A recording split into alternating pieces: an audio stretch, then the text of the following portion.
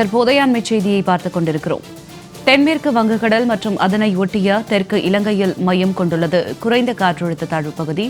அண்மை தகவலாக இதனை நாம் பார்த்துக் கொண்டிருக்கிறோம். அடுத்த 12 மணி நேரத்தில் வடக்கு வடமேற்கு திசையில் நகர்ந்து ஆழ்ந்த காற்றழுத்த தாழ்வு பகுதியாக வலுப்பெறும் என்று இந்திய வானிலை ஆய்வு மையம் தெரிவித்துள்ளது. விவரங்களோடு இணைகிறார் எமது செய்தியாளர் ஜெயலானி. வணக்கம் ஜெயலானி, இது குறித்த விரிவான தகவல்.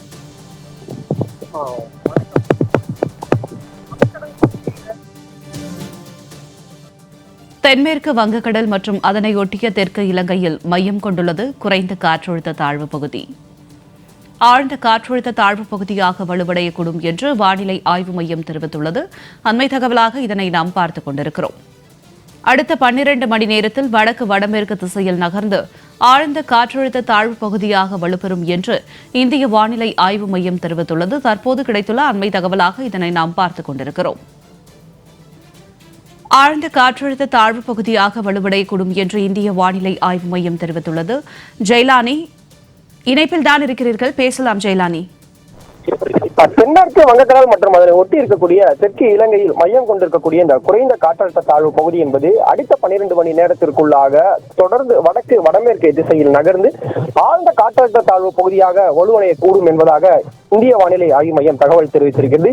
இது தொடர்ந்து அதே திசையை நோக்கி நகர்ந்து அடுத்த 24 மணி நேரத்திற்குள்ள வடமேற்கு திசையில் இது காற்றழுத்த தாழ்வு மண்டலமாக வலுப்பெறக்கூடும் என்பதாக வானிலை ஆய்வு மையம் தகவல் தெரிவித்திருக்கிறது. குறிப்பாக இந்திய கடல் பகுதியில் 3 சுழற்சிகள் நிலவுவதாக ஏற்கனவே வானிலை ஆய்வு மையம் தகவல் தெரிவித்திருந்தது. அரபிக்கடல் பகுதியில் ஒரு சுழற்சியும், இலங்கை ஒட்டி இருக்கக்கூடிய வங்கக்கடல் பகுதியில ஒரு சுழற்சியும், இதே போன்று மலாக்கா மலேசியா இடையிலான ஒரு சுழற்சி, அதாவது அந்தமான் தீவுக்கு இடையிலான ஒரு சுழற்சி நிலைவருவதாக தெரிவிக்கப்பட்டிருந்தது.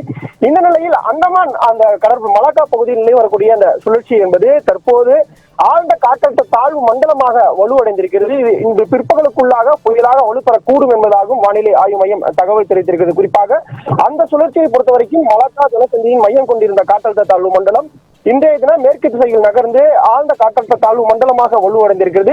இது இன்று பிற்பகலுக்குள்ளாக புயலாக வலுப்பெறக்கூடும் என்பதாகவும் தொடர்ந்து வானிலை ஆய்வு மையம் தெரிவித்திருக்கிறது.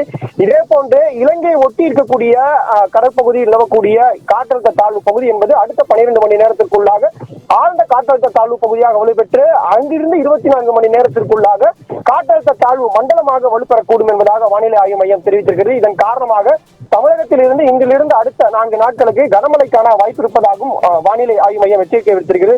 குறிப்பாக தமிழகத்தை பொறுத்தவரை இன்றைய தினம் அடுத்த 3 மணி நேரத்திற்கான இந்த மழைப்பொழிவு தொடர்பான வானிலை முன்னறிவிப்பை பொறுத்தவரை தமிழகத்தில் அரியலூர், கோயம்புத்தூர், கடலூர், கன்னியாகுமரி, மயிலாடுதுறை, நாகப்பட்டினம், புதுக்கோட்டை, ராமநாதபுரம், தஞ்சாவூர், திருவாரூர், தூத்துக்குடி, திருச்சிராப்பள்ளி, திருநெல்வேலி, திருவண்ணாமலை, வேலூர், விழுப்புரம் ஆகிய மாவட்டங்களில் மிதமான மழை, இடியுடன் கூடிய மிதமான மழை என்பதை பெய்யக்கூடும் என்பதாகவும், காரைக்கால் மற்றும் பாண்டிச்சேரி பகுதியிலும் மழை என்பதை பெய்வதற்கான வாய்ப்பு இருப்பதாகவும் வானிலை ஆய்வு மையம் தகவல் தெரிவித்திருக்கிறது. ஜெயலானி, தங்களுடைய விரிவான தகவலுக்கு நன்றி.